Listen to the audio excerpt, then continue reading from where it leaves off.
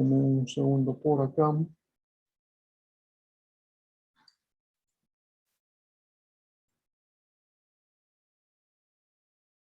Bien, les había estado contando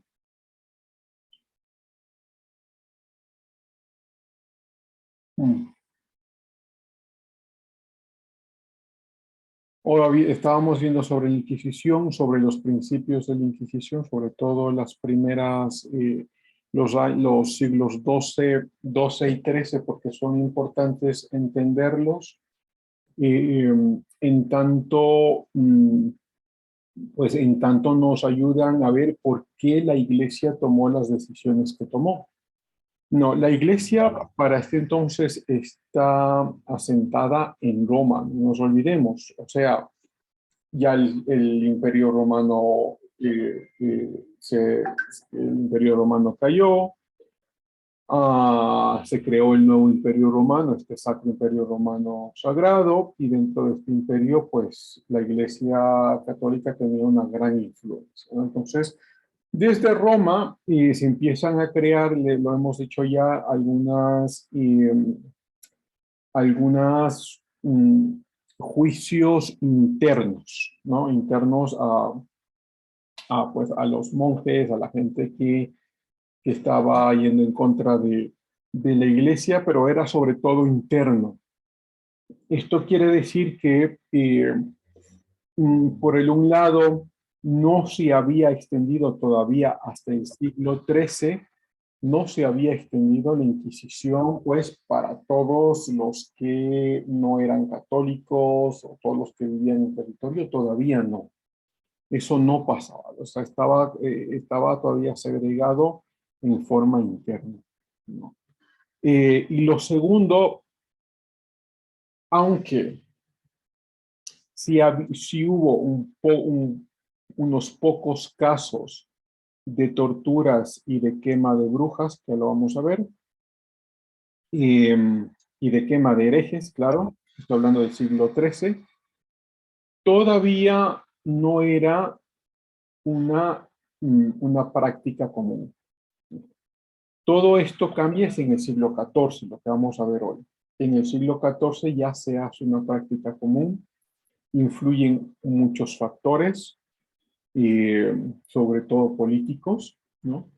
Y pues se empieza a generalizar ya no solo a la gente que está dentro de la iglesia, sino pues a todos. O sea, vives aquí en España, pues tienes que ser católico, ¿no? Si no eres católico, pues no podemos asegurarte que tengas una buena vida, sino por lo contrario, que entrarás en constantes inquisiciones jurídicas.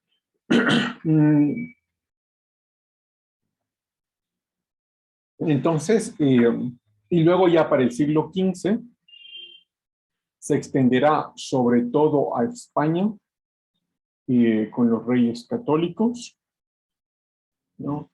Y en el siglo XVI entrará en una convulsión por la Reforma Protestante. ¿Okay? Ahora, vamos entonces al siglo XIV. En el siglo XIV nos encontramos entonces que se escribe un manual, lo que se conoce como el Manual de la Inquisición. Este es un manual previo a otro escrito que se conocerá como el Martillo de las Brujas, que también trata sobre las brujas o cómo identificarlas al menos, pero y que expande lo que está escrito acá, ¿sí? Pero el primero fue este, ¿no? El Dictorium Inquisitorium. Voy a abrirlo aquí.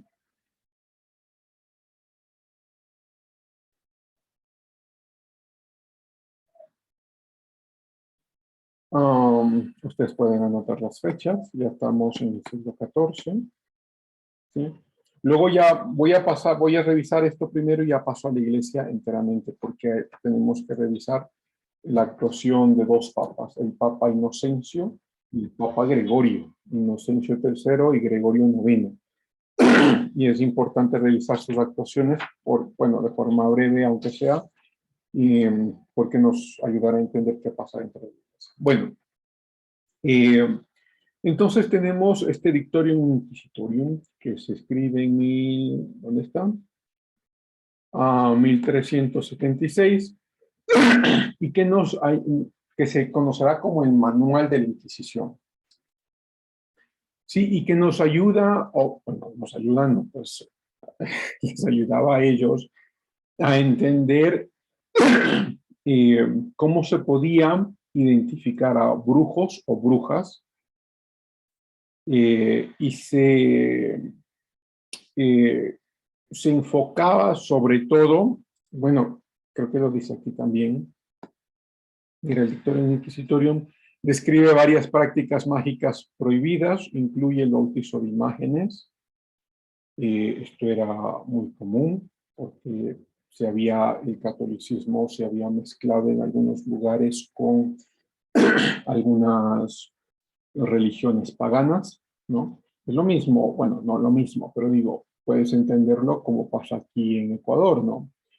Como en algunas de las festividades muy culturales se las mezcla con el catolicismo, ¿no? O como en algunas iglesias específicas, no necesariamente católicas o anglicanas, se mezclan los iconos con iconos culturales, ¿no? Esto pasa pues todo el tiempo.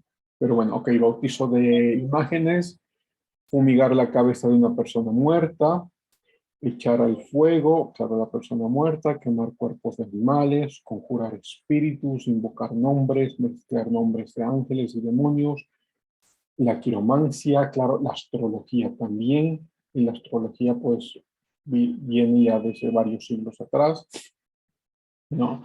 Entonces es un manual eh,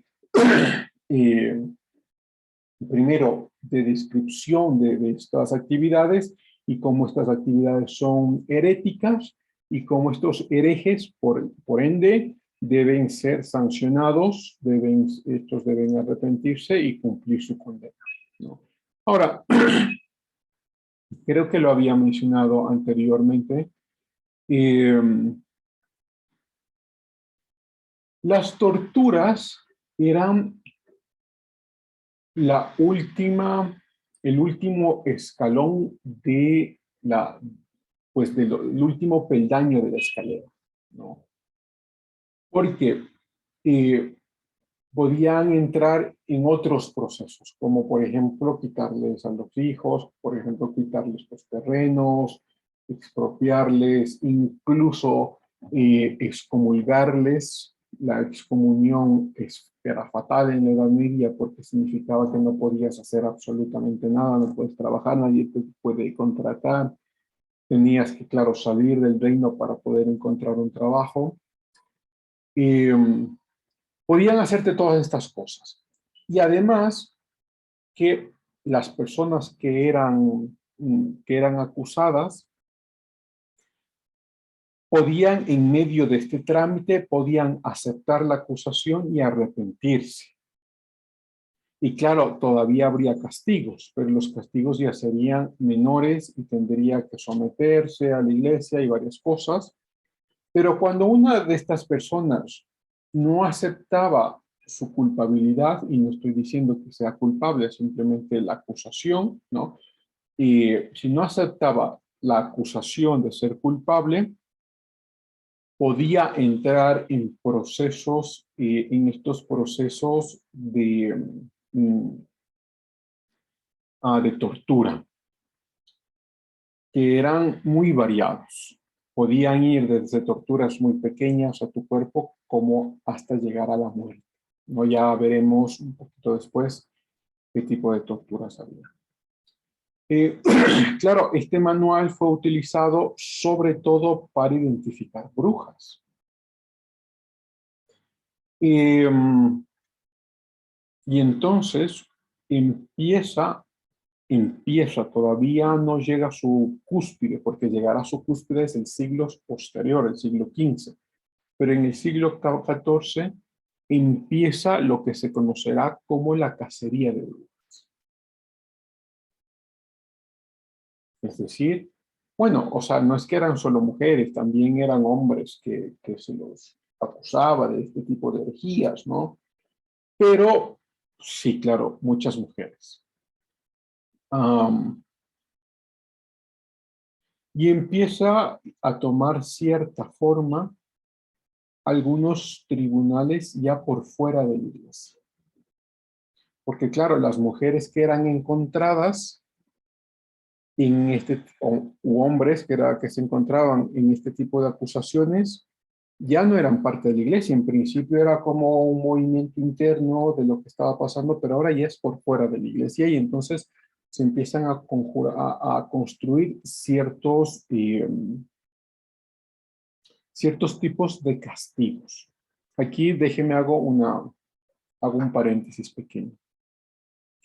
Creo que lo había mencionado alguna ocasión anterior, pero una gran parte de la población estaba a favor de los castigos. A ver si ustedes recuerdan algún dato, ¿no? Cuando están, por ejemplo, o en algún, bueno, o solo imagínense, pues, en algún barrio peligroso o en algún barrio o en alguna época, pues, y donde se utilizaba armas y demás. Y si en algún barrio se cogía a un ladrón,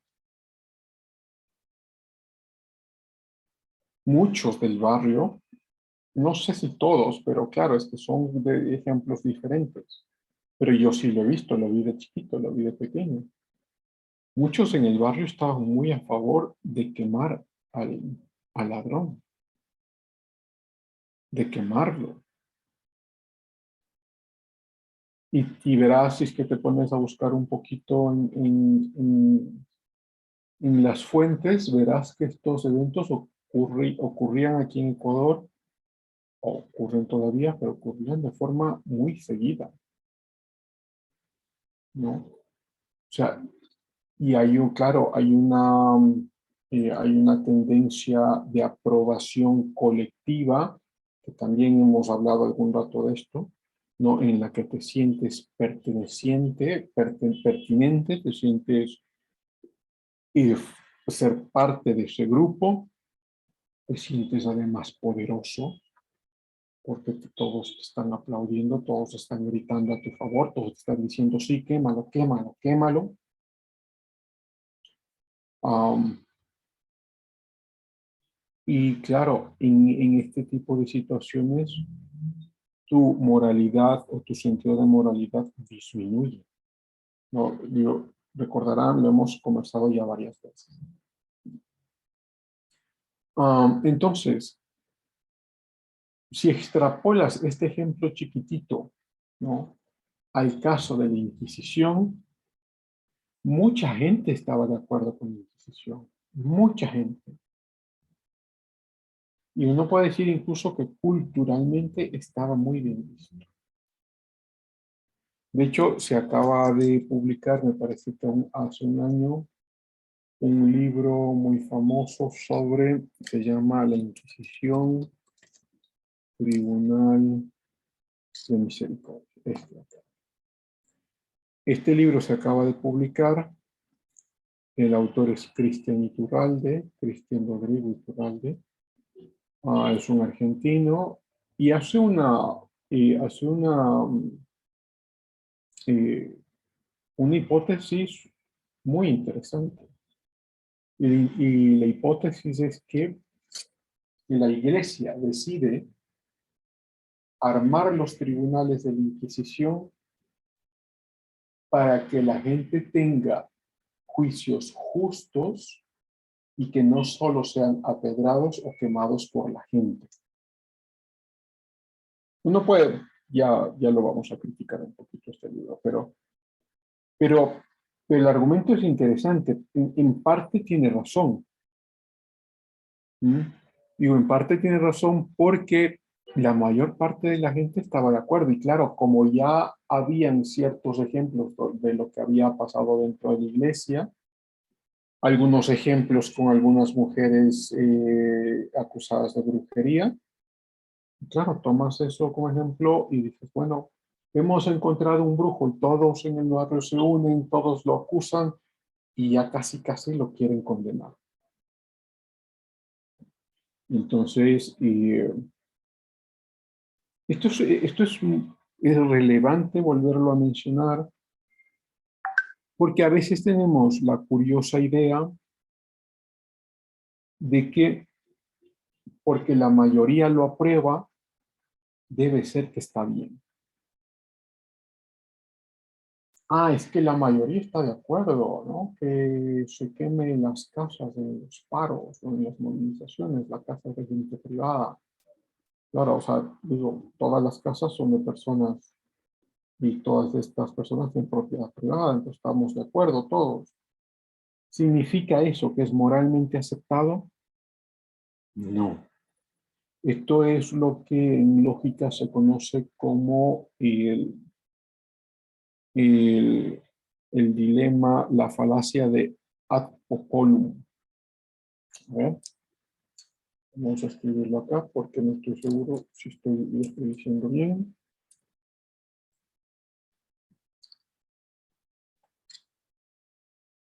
Sí, estoy diciendo bien.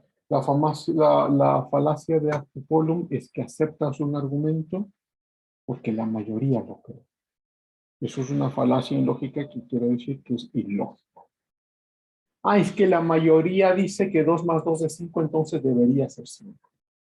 No, es ilógico. No porque la mayoría lo cree, debe ser verdad.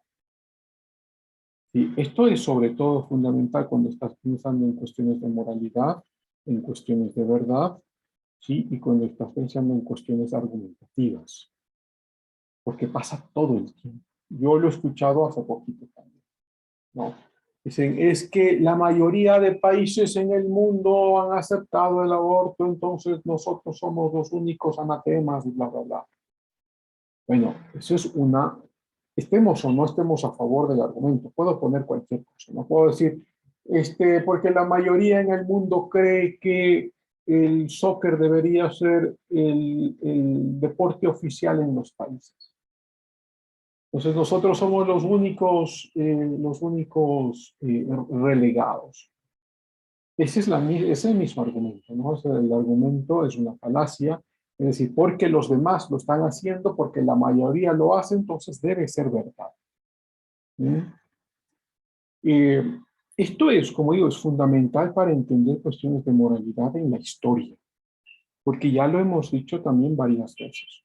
O sea, te encuentras con que se mataban niños en Grecia, había esclavitud sexual en Roma, ¿no? Se empieza aquí a asesinar a la gente por no creer en una religión específica, mm, y puedes seguir nombrando, ¿no? O sea, porque nos quedamos ahí en la clase, pero si pasas a los siglos posteriores, puedes seguir nombrando. Se mata porque no estás a favor del gobierno, como en las revoluciones comunistas. Ah, este, Se mata porque no has decidido tomar las armas, como pasa con los grupos guerrilleros en Colombia. ¿Mm? Y esto, a ver si ustedes lo han escuchado o lo han leído alguna vez, pero hay muchísimos reportes de cómo los grupos guerrilleros entran a lugares específicos, rurales, en Colombia, sobre todo en el sur de Colombia, entran a familias específicas, secuestran a los hijos, y si los papás no están de acuerdo, los matan, ¿no? Y secuestran a los hijos, los drogan, los hacen dependientes de las drogas, y la única forma de que puedan seguir con esa dependencia, porque ya es una dependencia química, es decir, tu cerebro ya crea una dependencia química a estas sustancias. La única forma de que te mantengas saludable es seguir siendo parte de la guerrilla, y además que te dan uso de armas, entrenamiento y demás. Bueno, supongamos que todos estamos de acuerdo con eso, es la misma falacia, ¿no? Y si uno regresa entonces a... un segundo, voy a seguir hablando, lo que no tengo que mandar una cosita. Si uno regresa los ojos a la Inquisición, pues es casi lo mismo, ¿no? Es decir, la mayor parte de la gente estaba de acuerdo con la Inquisición. O sea, bueno, con los castigos que se daban a la gente. Sí, Tatiana, por favor. Sí, profe, creo que le había dicho en anteriores clases usted también que, o sea, muchas veces incluso el que está bien o que está mal depende igual de cada sociedad y hay que aplicar lo que, o sea, lo que vimos, ¿no? Porque, bueno, incluso en cuestiones de moralidad ya depende de la sociedad, que es lo que dicte. Incluso muchas veces creemos lo que la mayoría cree, hasta nuestros días. Claro, lo que dices es cierto. Ahora, tienes un problema real, Tatiana, y el problema real es que tú tienes que decidir si es que lo que tú crees es que la moralidad es relativa o si tú crees que la moralidad es absoluta. Esto es fundamental responderse de forma personal. Y déjeme lo explico. Es decir, si uno cree que la moralidad es relativa, es decir, cada cual tiene su propia moralidad, ¿no es cierto? No puedes juzgar a nadie, cada uno haga lo que quiera. Si creemos en eso,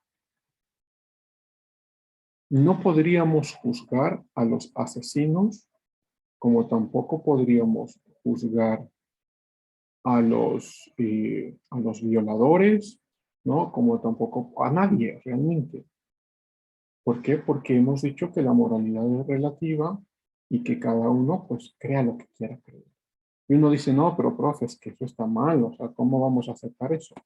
Bueno, si es que decimos eso, es porque internamente, inconscientemente, están aceptando de que la moralidad es absoluta. Es decir, se juzga los asesinatos porque está mal, porque o sea, está moralmente, mm, es un quebrantamiento a alguna ley moral. Y algún rato también nosotros lo habíamos dicho, en el caso de estas culturas, creo que lo había yo mencionado, estas culturas que hay en esta isla Papua Guinea, o lo que pasa en Afganistán, o lo que pasa en algunas poblaciones en África, ¿no? Donde hacen tienes castración de clítoris, tienes felaciones que tienen que realizar los niños, y tienes cualquier cantidad de cosas que para nosotros son horríficas, pero para ellos está muy bien. Pero claro, uno tiene que decidir, porque esta decisión es fundamental, por lo menos para tener lógica y coherencia con nuestros argumentos. A ver, vamos a ver. Si yo digo otra vez, no, la moralidad es relativa, cada uno haga lo que quiera. Ok. Porque he dicho, pues, que la moralidad es relativa, ¿no es cierto? Entonces, cuando yo veo la Inquisición y veo que la mayor parte de la gente de esta cultura está de acuerdo en matar a los herejes, pues no podría juzgarlos. Y no podría decir, oh, qué malvados estos de la Inquisición, como hicieron con esta gente. No podría hacerlo. ¿Por qué? Porque he dicho que la moralidad es relativa, ¿no? Pero si por el otro lado yo digo, no, la moralidad es absoluta. Es decir, matar está mal, aquí sea en la China o sea en, no sé, en Cacha. Y entonces, si es que nos ponemos en esa esfera, pues claro, nos vamos a dar cuenta que sí podemos juzgar la Inquisición. ¿Y por qué sí podemos juzgarla? Porque creemos que hay una moralidad que es absoluta, que gobierna en todos los lugares, en todos los tiempos. No sé si me explico ahí un poquito. Mm, Tatiana. Sí, profe, la verdad que sí, muchas gracias. Bueno, no, está muy bien porque la pregunta nos ayuda muchísimo a poder explicar un poco más pues, estos elementos que son más elementos filosóficos, ¿no? Bueno, déjenme, regreso acá.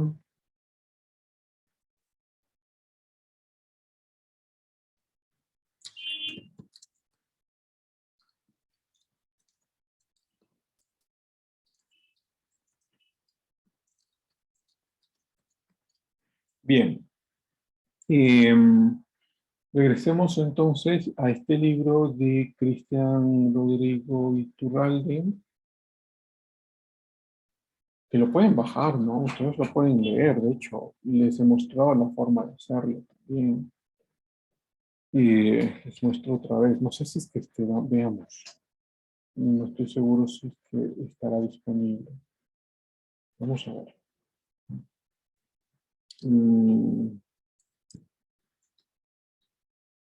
¿Cómo se llama? Inquisición, Tribunal de Misericordia. Copiémoslo directamente y lo buscamos. Vamos a Sí, sí lo está, ¿no? O sea, lo pueden bajar y lo pueden leer y les va a resultar, me parece a mí, que muy enriquecedor porque verán la otra parte de la argumentación. Y la otra parte de la argumentación es, bueno, los tribunales realmente se crearon porque si no se hubiesen creado, la gente estuviese quemando a todos. O sea, ponlo en términos coloquiales, ¿no? Es decir, si los tribunales no se hubiesen creado, la gente acusaría a cualquiera de brujo o de herejía o de judaizante y los quemaban. Entonces los tribunales se crean para que sean tribunales con procesos justos. No digo, uno puede criticar mucho este argumento también, porque dice, bueno, al final, ¿qué tipo de justicia es la que estamos reclamando de alguien que no puede creer lo que creemos? Bueno, sí, sí. Pero estamos en el siglo, ¿no es cierto?, siglo XIV, y es interesante ver que hay otro punto de vista, ¿no? De hecho, déjenme ver si es que aquí hay como una pequeña descripción. Vamos a ver qué dice. En esta obra se define a la Inquisición como un tribunal de misericordia porque fue el único de la historia en el que el culpable era perdonado por el solo acto de arrepentirse.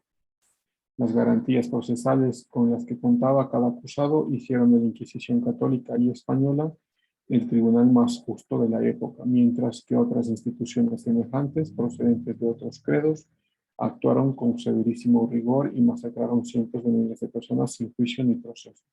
Basada en los estudios de distintos simposios internacionales y variadísimos estudios sobre la Inquisición, llevados a cabo por eruditos de múltiples nacionalidades, religiones e ideologías, esta obra indaga sin prejuicios ni temores los temas más espinosos como la quema de brujas, las torturas, las ejecuciones, el secreto de testigos, los autos de fe, el caso Galileo. Bueno, Galileo no es de la Edad Media, ¿no? Pero sí lo podemos tocar. Por quemada, los crímenes rituales y la desconocida estructura interna del Tribunal de la Inquisición. Ok. Pues ahí está, ¿no? Si es que alguien quiere, pues, leer. Ahora, pues, nos estamos movilizando, ¿no? Siglo XIII. Voy a ponerles acá. El Papa Inocencio, es el más famoso, ¿no? Porque es el de la Inquisición, el Papa Inocencio III. Ustedes pueden anotar ahí las fechas. El Papa Inocencio es quizá uno de los papas más importantes porque incrementa el poder político de la Iglesia a través de los diezmos y a través de la misma influencia en la política. Porque hace que los diezmos, o sea, a través, claro, de los emperadores, hace que los diezmos sean obligatorios. Y como son obligatorios, el emperador tiene que controlar que la gente los esté pagando, pero no los paga al emperador, sino que los paga a la iglesia. Se incrementa mucho en poder. Ya voy a hablar un poco ahí de los diezmos, y es este mismo papa el primero que empieza a generar estos tribunales de persecución a algunos herejes. Por ejemplo, ¿dónde tengo acá? Una de las persecuciones más conocidas son las que se conoce como la persecución a los albígenes.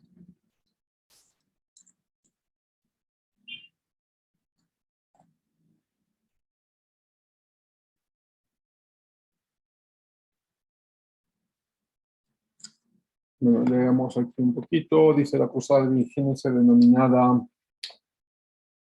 Albi, situada en Francia, también conocida como Cruzada Cátara o Cruzada contra los cátaras, fue un conflicto armado que tuvo lugar entre 1209 y 1244 por iniciativa del Papa Inocencio III.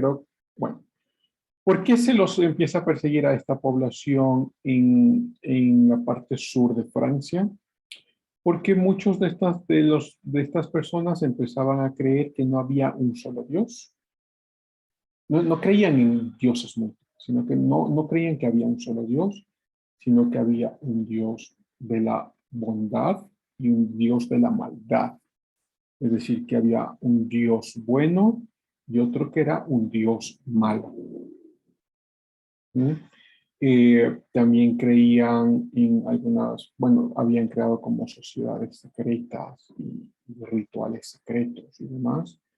Y claro, como Francia es parte del Sacro Imperio Romano Germánico, está siendo pues además influenciado por la Iglesia Católica, empieza esta cruzada. Y claro, mucha gente muere, es juzgada, asesinada por esto. Uno, claro, uno podría decirlo de forma contemporánea, uno puede creer en lo que quiera creer, ¿no? Sí, sí, tú puedes creer en lo que quieras.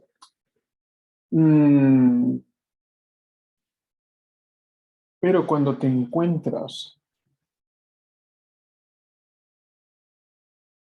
eh, pero cuando te encuentras con posiciones totalitarias en la que no puedes creer lo que quieras creer, sino que tienes que creer en algo específico,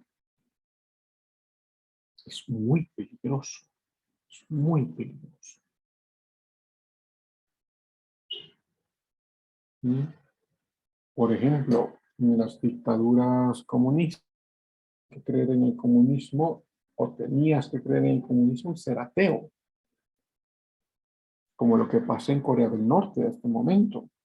Corea del Norte oficialmente es atea. No puedes declararte cristiano, o de hecho de ninguna religión.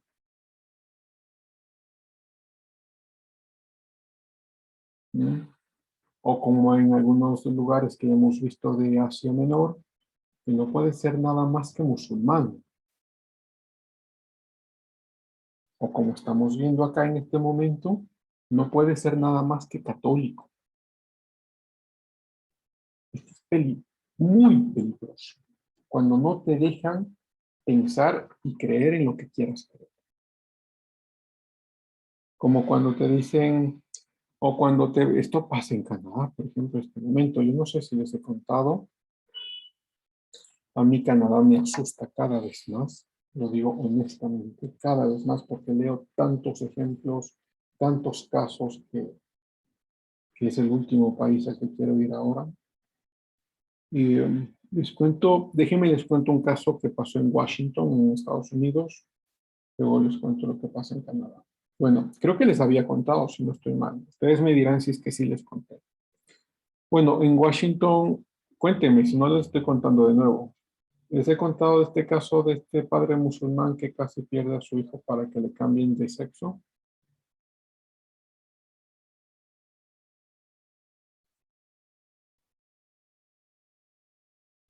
Sí, sí nos Casi, mencionó algo. profe. Ok, sí les conté. Listo, muchas gracias. Gracias por, por contestar todavía. Y bueno, en Canadá pasa todo el tiempo, todo el tiempo. Y me he encontrado incluso con testimonios de personas eh, canadienses que ya tendrán su edad o incluso mayor a ustedes. De hecho, hicieron una marcha pues no muy cubierta por los medios, pero una marcha de aquellos hijos que vienen, no, de aquellos niños que pasaron por estos procesos y que ahora ya son adultos. Y muchos de ellos, pues empiezan no solo a criticar, sino a crear cierto tipo de rencor y obviamente, de depresión, de cómo se les ocurrió cambiarme el sexo como niño si ni siquiera yo sé lo que yo soy. O sea, porque yo estoy creciendo en el tiempo. Entonces tú dices, yo tengo 3 o 4 años, tengo algunas cositas, algunos manerismos, y a alguien se le ocurre cambiarme de sexo, me cambia de sexo, y luego voy creciendo, tengo ya 20, 25, 30 años, y eso es lo que les pasó a muchas de estas personas. Luego dije, me dañaron toda la vida, porque ya no puedo regresar a mi estado original. Dañaron toda mi vida. Y hubo como digo, creo que fue una pequeña marca en Washington también. Bueno, me voy a demorar en encontrarlo. Pero hay muchísima gente ya que pues ya ha pasado los años, que está saliendo de,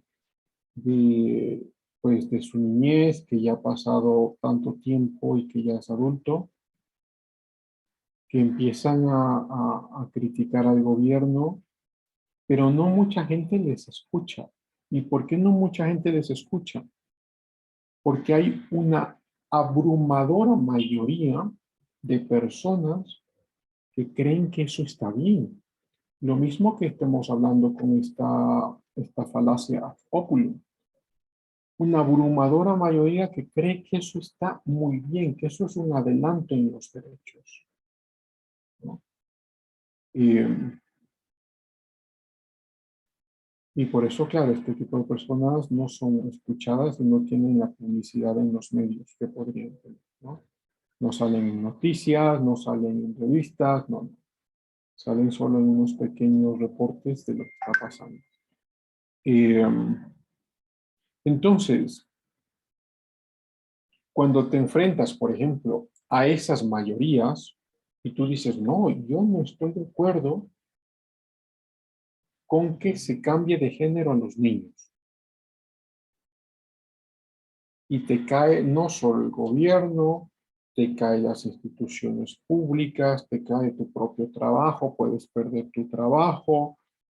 Entonces te ves como en una pequeña minoría y ese es el problema grave de la imposición ideológica. Y les doy todos estos ejemplos porque uno puede pensar, no, eso pasa solo con la religión. No, puede pasar con cualquier cosa. Hay una imposición ideológica en ciertos países, como en este caso Canadá, donde pues, los géneros son abundantes, el sexo es fluido, es decir, tú puedes ser un hombre, el día siguiente una mujer, el día siguiente puede ser lo que sea. Uno puede decir, claro, o sea, uno puede respetarles lo que nosotros hemos dicho aquí siempre, sí, tú puedes creerte lo que te quieras creer, y no hay problema. Tienes la libertad de creerte en lo que quieras creer. El problema es cuando quieren imponerte que yo tengo que creer lo mismo que tú crees. Ese es el problema. Y entonces te encuentras en estos ejemplos que el gobierno impone a los padres de familia sobre el sexo que sus hijos deben tener. No puedes decir nada, porque te quitan la custodia de tus hijos. ¿Mm? Entonces ese es el grave problema de la ideologización, ¿no? Del aparato público. Por eso, pues por lo menos en mis clases, aunque con ustedes posiblemente ya no nos veamos, pero ojalá se puedan llevar entre ustedes o por lo menos en su inconsciente, Una de las cosas importantes que hemos alcanzado en la historia de Occidente es el principio de libertad, que seamos libres. No libres, o sea, no una libertad anárquica, porque eso es imposible. No es que uno pueda hacer lo que uno quiera hacer, no, siempre hay restricciones morales, pero una libertad de pensamiento y una libertad de expresión que son fundamentales, y libertad religiosa. Que no te persigan por ser cristiano, que tampoco te persigan por ser ateo. Que no te persigan porque dices el comunismo es un error, es fatal, es lo peor que le ha pasado a la humanidad, pero que tampoco te persigan por estar en contra del capitalismo. Que no te persigan por decir hay solo dos sexos. Perdóneme, pero solo hay dos sexos. Pero que tampoco te persigan por decir, no, yo creo que hay más, creo que hay 30, 40. Por ahí me encontré una lista hasta con 116. Bueno, o sea, eso es, como digo, el problema de la ideologización gubernamental. La imposición sobre las personas y vamos perdiendo de a poco la libertad. Ok, entonces nos encontramos con Inocencio. Vamos al siguiente. Gregorio.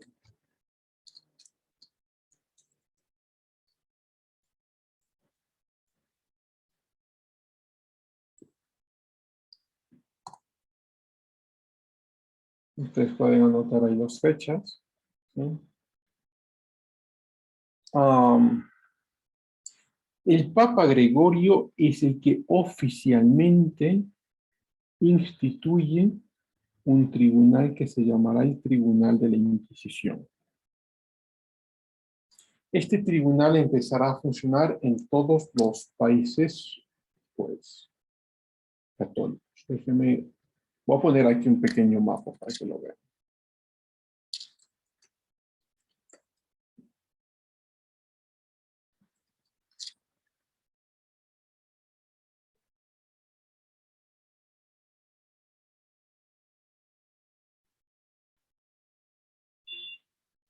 A ver si lo puedo hacer un poco más grande.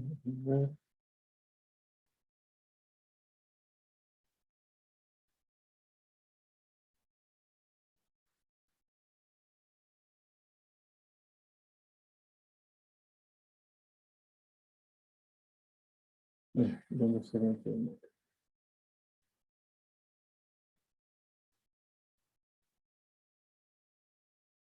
Bueno, ya, da lo mismo. Lo vamos a ver desde acá, ¿no? Supongo que sí lo están viendo. Entonces, sí, se lo van a ver.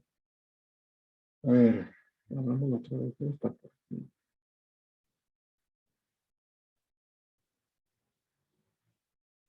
Denme un segundo a ver si es que soy capaz de encontrar. Mira, tienes aquí datos. Sería bueno que también lo tengan presente, ¿no? ¿Cuántas ejecuciones hubo de la Inquisición? Am,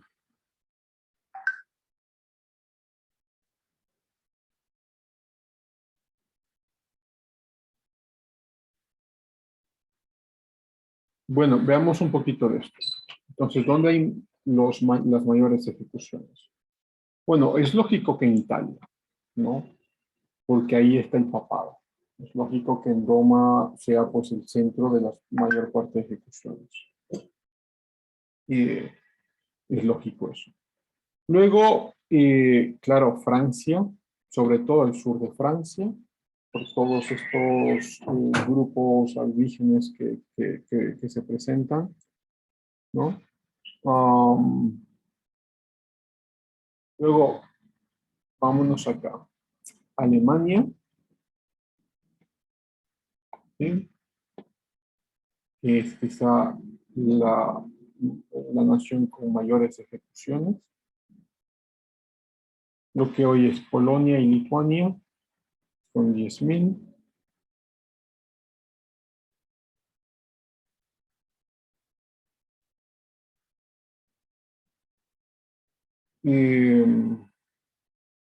y unos pocos, bueno, Francia ya lo hemos dicho, ¿no? Si lo ves por porcentaje, o sea, como porcentaje de la población, ahí cambia un poquito, ¿no? O sea, hay otros países con mayores porcentajes. Pero quizá el de mayor relevancia, pues, es Alemania, Francia, bueno, Alemania, Polonia, ¿no? Francia, y luego después de este grupo, pues vendrá España, Italia y los países que van viendo acá.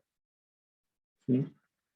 Eh, ¿Recuerdan ustedes que ustedes tuvieron una lectura sobre la Inquisición española? ¿No? Eh, ¿Alguien recuerda qué es lo que se decía sobre Torquemada? No, no encuentro. No.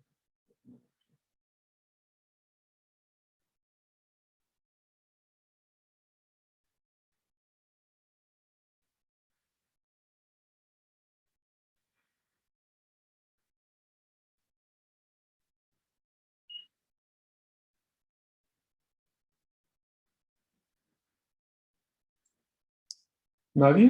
¿Nadie recuerda?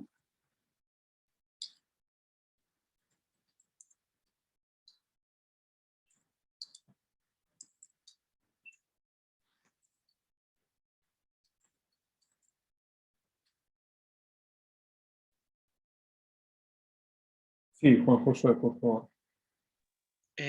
No sé si nos está haciendo un poco un lío con los nombres, pero él era un general inquisitor, Ujú, que era un tanto, trató de diferenciarse porque por el uso más que todo de la tortura para obtener las confesiones, ujú. un poco defender eh, en la quema de hogueras a los culpables. El nombre de él se había asociado mucho a la crueldad. Es, Sí, sí, sí, o sea, Torquemada es como el principal líder de la Inquisición española. Es el que, denme un segundo, solo envío esto.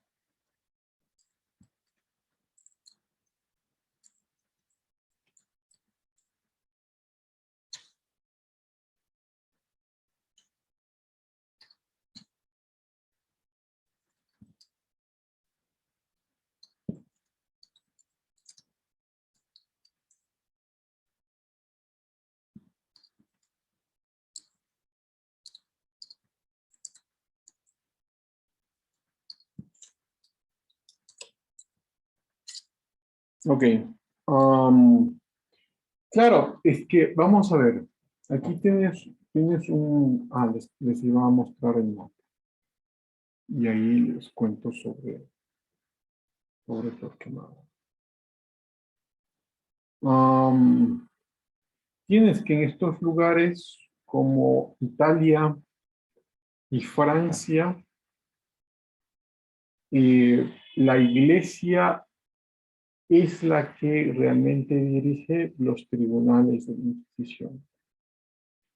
Pero ya en otros países, como en Alemania, bueno, lo que hoy es Alemania, ¿no? Y en España,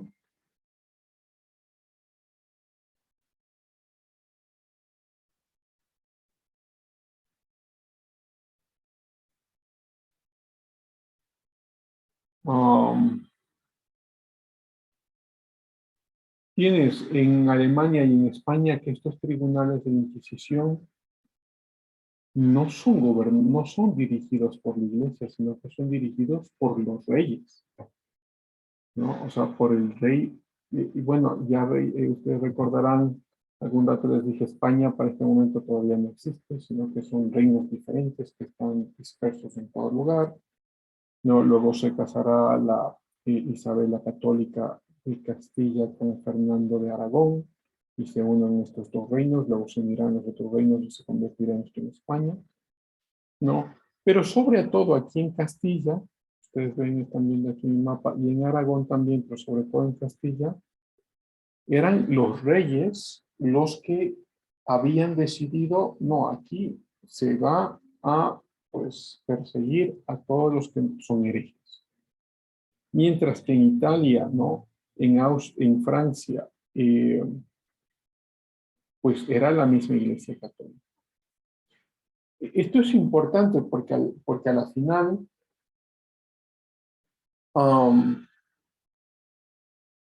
hay un juego de poder entre la Iglesia y los reyes. Y este juego de poder tiene que ver con que quién es el que influye más, impacta más o recoge más de esta imposición política.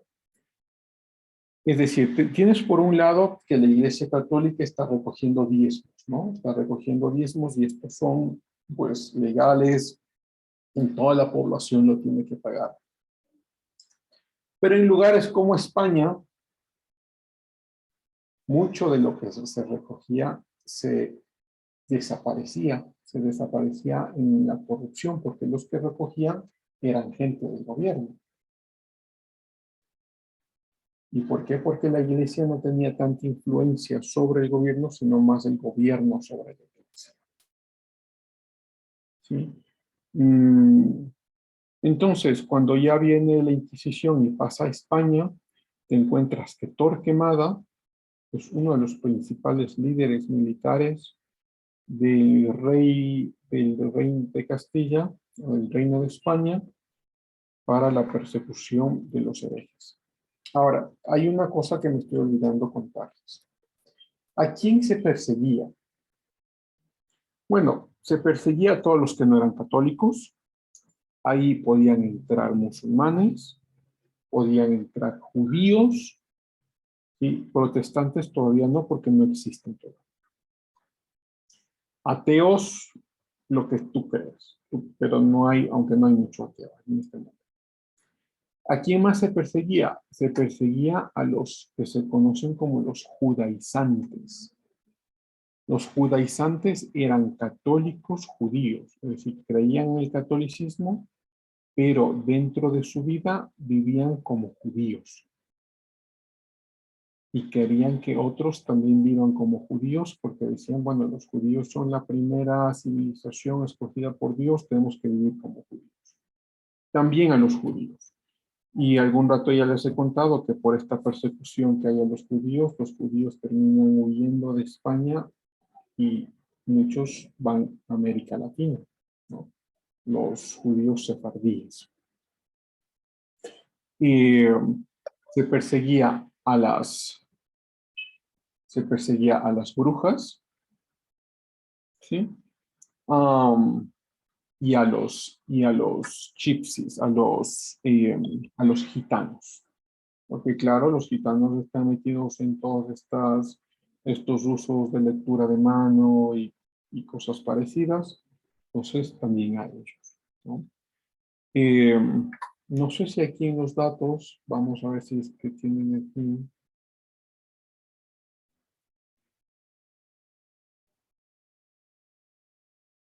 Bueno, no, solo nos presentan son datos netos.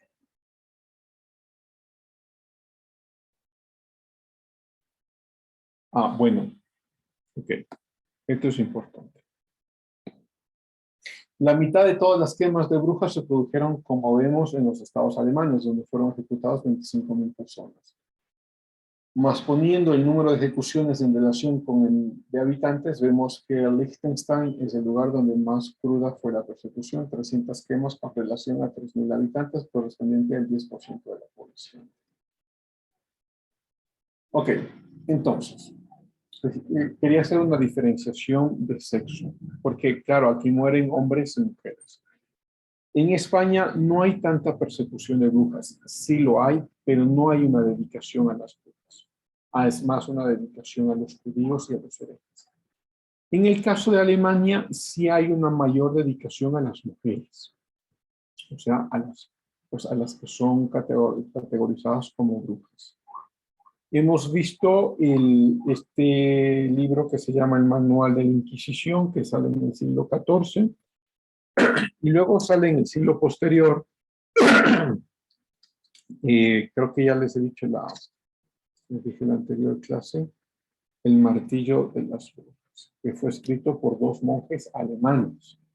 Puedes entender que en Alemania haya una gran influencia sobre esta cuestión específica en contra de las mujeres.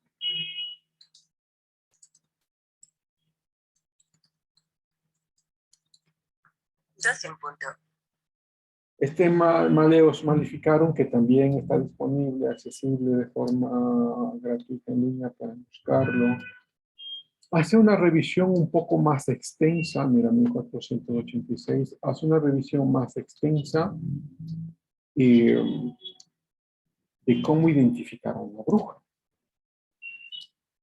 No es tanto como lo que habían hecho el otro manual, ¿no? El otro manual que había dicho son aquellas personas que se dedican a la quema de cadáveres, que se dedican a adorar al diablo. Bueno, esas son cosas como muy específicas. Estas son mucho más generales. Y algún rato los he contado. A ver, o sea, por ejemplo, se muere alguien en el barrio. No saben por qué se ha muerto. O sea, se muere de la noche a la mañana. ¿Quién fue la última persona que tuvo acceso a ese hombre? Pues la lechera, la que va y deja la leche. ¿Y esta lechera cómo era? Pues normalmente eran muy gorditas, que eran, pues se les decía que eran dadas los placeres carnales, ¿no? Y que uno que otro ya la haya identificado como, como apartada de la iglesia. Entonces se convertía en una candidata muy fuerte para ser una bruja. Y luego entraba todo un tribunal, la acusaban y la condenaban. ¿Sí? Y todo basado pues en estos dos manuales, ¿no? O sea, el primer manual que era el manual anterior, el de la Inquisición, y este que es el martillo de las el Maleus Maleficarum. Ok, son las 12. Me voy a quedar ahí. Voy a mostrarles entonces lo que les había dicho. Voy a mostrarles sus notas. Si ven ustedes una nota en rojo, es porque una nota de ustedes. Claro, en rojo es porque tiene que dar supletorio y tiene que hacer el trabajo de supletorio sí o sí hasta la próxima semana. Solo tienen 7 días. Ok. A ver.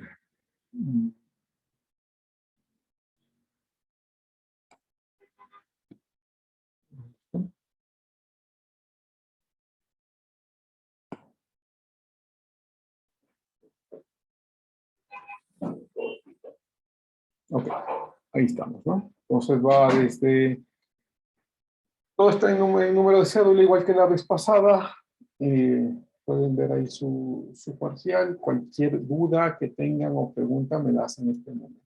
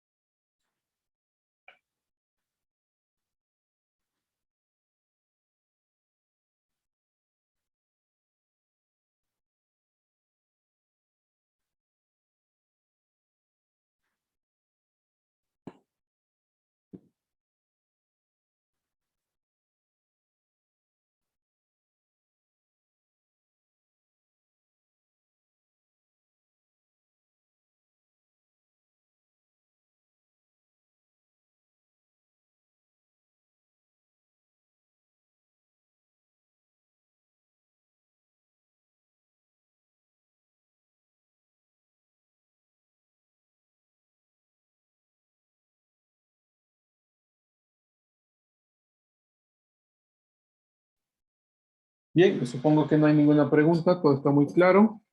Paso a los siguientes.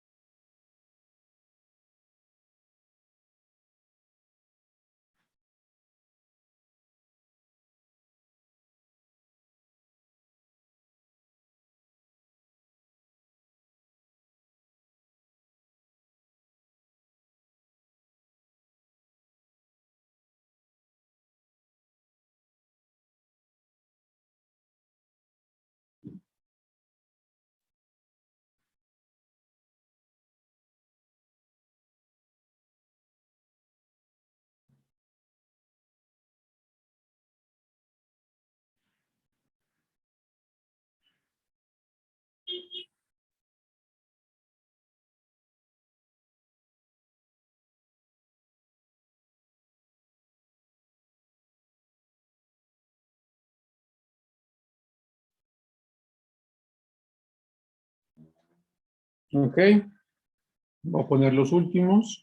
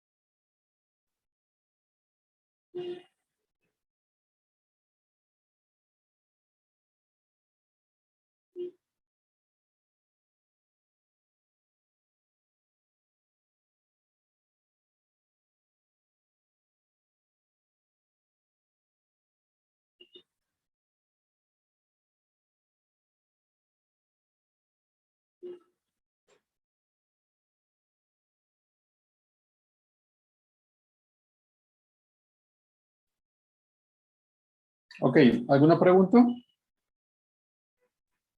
Profe, ¿puede poner los primeros, por favor? Claro. Ya pongo. Ahí están los primeros, ¿no?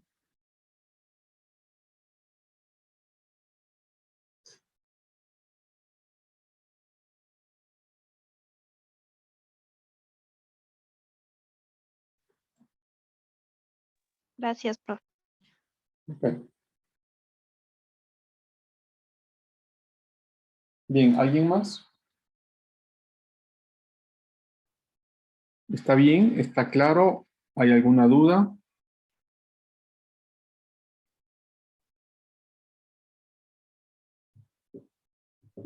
No, profe, todo entendido de mi parte. Perdón, disculpa Diana, no te escuché. Le decía que todo está en orden de mi parte, profe. Chévere Diana, muchas gracias. Muy bien. Supongo que de todos, ¿no? Bueno, o sea, las notas parecieran un grupo fenomenal. Miren esas notas. Parece un grupo, pues, que participa todas las clases, hace todas las lecturas. No, pero está bien, o sea, son buenas notas, lo que les ayuda mucho, sobre todo para el primer parcial, con algunos casos que tenían notas muy bajitas.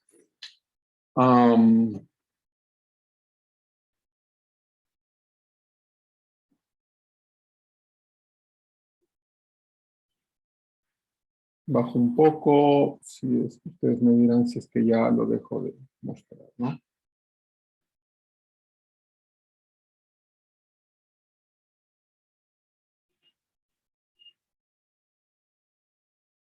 Bien, entonces voy a dejar de mostrarlo. Son buenas notas, me alegra mucho. Bien por ustedes, está muy bien. Yo lo pasaré, lo tengo que pasar es no la próxima semana, sino la semana siguiente, creo. O ya es la próxima semana. Estoy un poco perdido, ya lo veré. Pero la próxima semana vamos a tener clases normales. Ustedes tienen que venir a clases. Sobre todo por la asistencia, ¿ok? Y porque todavía no paso notas. O sea, no se me vayan a confiar. Vengan a clases. Ya la próxima semana tendremos entonces el día lunes y veremos ya las últimas partes de la Inquisición, otras partes ya de las clases que ustedes tendrán el próximo semestre. Y el miércoles seguramente ya nos despediremos. Pero algo que yo siempre hago en todas mis clases es que yo me tomo unos pocos minutitos, y eso lo voy a hacer hoy, ¿sí? Voy a tomarme unos pocos minutos para preguntarles cómo les fue en la clase. Que me cuenten honestamente, pues esto ya va pues, de forma abierta y honesta, ¿no? O sea, no crean que van a tener ninguna repercusión. ¿Cómo les fue? ¿Cómo les pareció? ¿Qué tal las lecturas? ¿Cómo cómo vieron, no sé, los trabajos, el examen, cualquier cosa, ¿no? Ustedes me dirán qué tal les fue. Si algunas cosas creen que se deban cambiar, díganlo. Me ayudará mucho para el próximo semestre, ¿no? Y pues poder conversar un poco. Ok, les escucho.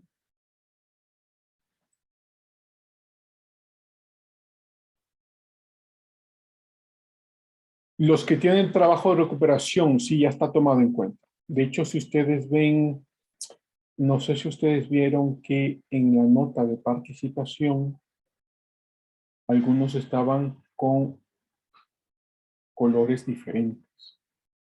Esos eran los que hicieron los trabajos de recuperación.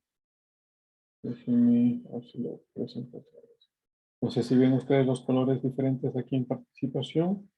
Pues la gente que hizo el trabajo de recuperación. Pues sí, sí, ya está tomado en cuenta, ¿no?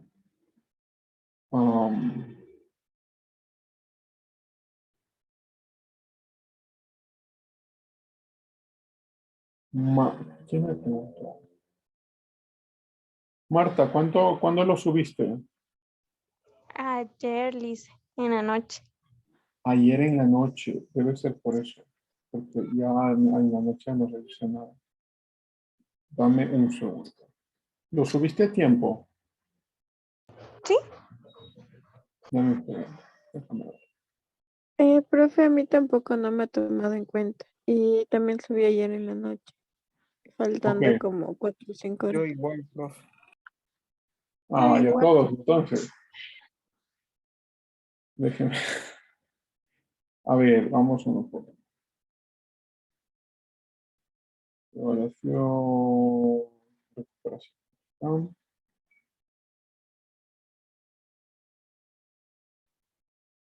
Ah, sí han subido algunos. Yo que pensaba que no lo iban a hacer. Ok, denme un segundo. O saben, no. O sea, como no tenemos apuro, no hay apuro. Sí, yo lo voy a revisar hoy. Hoy reviso esto y les pondré la nota que deba ponerles, ¿no? Y la próxima clase lunes me hacen acuerdo y les muestro otra vez las notas. ¿De acuerdo? Sí, profe. Ok. Hagámoslo así, si no me demoro y luego nos perdemos acá. Bien, como les decía, pues les escucho. Cualquiera que quiera hablar, si quiere alguien comentar sobre la clase, con mucho gusto, ¿no?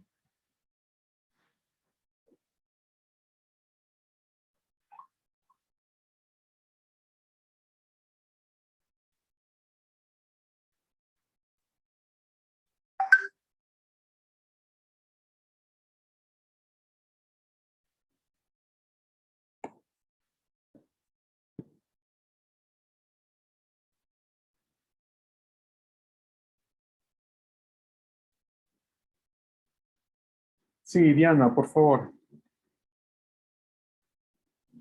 Sí, profe, ¿me escucha? Sí, muy bien. Ok, profe, a mí me pareció muy bueno porque dábamos nuestros puntos de vista o lo que pensábamos acerca de algún tema y usted nos ayudaba también como que acomodando la filosofía de nosotros, como decir, el argumento. Sin embargo, fue muy bueno porque uno pudo discernir en qué es como la moralidad, lo que podría ser lo del feminismo y discernirlo bien en cómo se fue tratando y llevando, ¿no? Entonces eso, profe, a mí me pareció interesante. Muchas gracias. Ok, Diana, muy amable, gracias. Yo ahí diría también, mira, que aunque la segunda parte de la clase ya han participado mucho más, sobre todo pues un grupo pequeño, y que los lleven a otras clases también y que no los lleven solo a otras clases, sino que los lleven por fuera de la clase. Ya como vamos a regresar de forma presencial muy posiblemente el próximo semestre, si nos vemos algún rato, pues con mucho gusto, pues si quieren tomarse un café o algo, nos lo tomamos, ¿no? Y conversamos de lo que quieran conversar. La idea es que estos 4 años que ustedes estén en la universidad se enamoren del conocimiento, ¿no? Se enamoren de conocer más, de saber más. Ok, gracias, Diana. Tatiana, por favor. Sí, profe. Bueno, como dijo Diana, la verdad que estas clases estuvieron muy interesantes. Incluso me parecieron chéveres el que haya la apertura de preguntar cualquier cosa o incluso de dar la opinión en cierto punto. Y bueno, creo que a lo largo de la clase vimos que teníamos opiniones diferentes así, pudimos ver diferentes puntos de vista también, que en cierto punto también ayuda a enriquecer nuestros conocimientos, ¿no? Eso la verdad me pareció interesante. Eso, profe.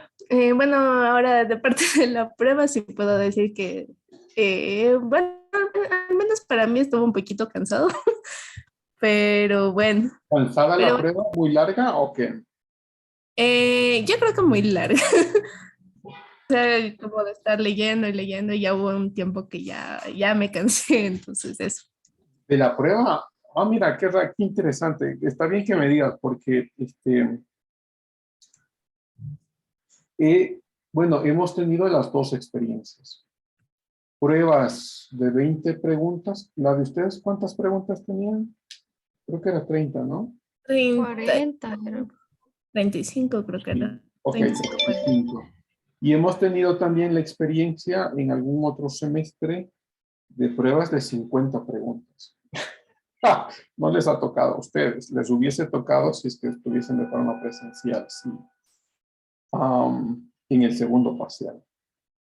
Pero bueno, algo que sí entiendo que uno pueda cansarse con las pruebas y demás, pero son evaluaciones, hay dos tipos de evaluaciones que se realizan en esta clase, ¿no? Las evaluaciones que son sumativas y las evaluaciones que son formativas. Y como podrán darse cuenta, todo suma, ¿no? Tanto así que la formativa puede sumar incluso más que la sumativa si es que se dan cuenta por dónde pueden hacer. Algunos de ustedes se habrán dado cuenta que si ustedes participan más y más y más, a mí no me importa si pasan ya de 10, ustedes siguen acumulando ahí puntos, ¿no? Pero muchos no sé si lo tomaron en cuenta o pues obviamente o no quieren participar ya. Pero si uno pierde, por ejemplo, puntos en alguna prueba o en algún trabajo, si uno participa en clases, pues va recuperando esos puntos. Claro que tendría que estar participando, pues, todas las clases, ¿no? Ok, Tatiana, muchas gracias. Gracias por el comentario. ¿Querías decir algo más? No, profe, gracias. Ok, gracias a ti. ¿Alguien más?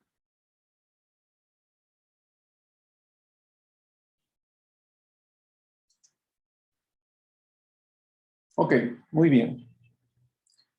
Gracias por los comentarios a las dos personas.